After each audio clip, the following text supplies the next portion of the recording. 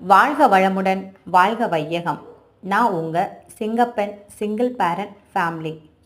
மாங்காடு காமாட்சி அம்மனுக்கு ஒரு அழகான வரலாறு இருக்கு. இந்த ஆங்கில புத்தாண்டு அன்று எனக்கு தெரிந்ததை உங்களிடம் கூற ஆசைப்படுகிறேன். ஒரு சமயம் சிவபெருமானுடைய கண்களை பார்வதி தேவி கைலாயத்துல விளையாட்டுத்தனமா மூட, அப்போ ஒரு நிமிஷம் பிரபஞ்சமே ஸ்தம்பிச்சு போயிடுச்சான். அப்போ சிவபெருமானுக்கு கோபம் வந்து, பூலோகத்துல மானிட பெண்ணா பிறந்து நீ தவம் இருந்து என்ன கல்யாணம் பண்ணிக்கணும் அப்படின்னு சிவபெருமான் சாபம் விட்டாங்களாம்.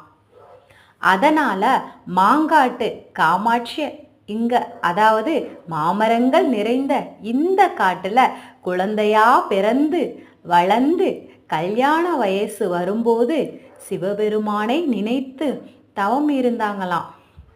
அதுவும் 5 யாக குண்டலங்கள் வச்சு நடுவுல இருக்க யாக குண்டலத்துல அந்த நெருப்பினுடைய நுனியில ஒத்த கால நின்று தவம் பண்ணாங்களாம் காமாட்சி அம்மன். சிவபெருமானும் அவங்களுக்கு காட்சி தர்றதற்காக இங்க வர, அப்புறம் காமாட்சி அம்மனை நீ காஞ்சிபுரத்துக்கு தவம் இருந்து என்னை கல்யாணம் பண்ணிக்கோ அப்படி சொல்ல, அங்கு வந்து தவம் இருந்தார் காமாட்சி அம்மன். சிவபெருமான் ஏகாம்பர ஈஸ்வரனாக மாங்காட்டு காமாட்சியை கல்யாணம் பண்ணதா ஒரு ஐதீகம் இருக்கு. இதுதான் எனக்கு தெரிந்த மாங்காடு காமாட்சி அம்மனின் வரலாறு. அனைவருக்கும் காமாட்சி அம்மனின் அருள் ஆசி கிடைக்க அனைவருக்கும் ஆங்கில புத்தாண்டு நல்வாழ்த்துக்கள்.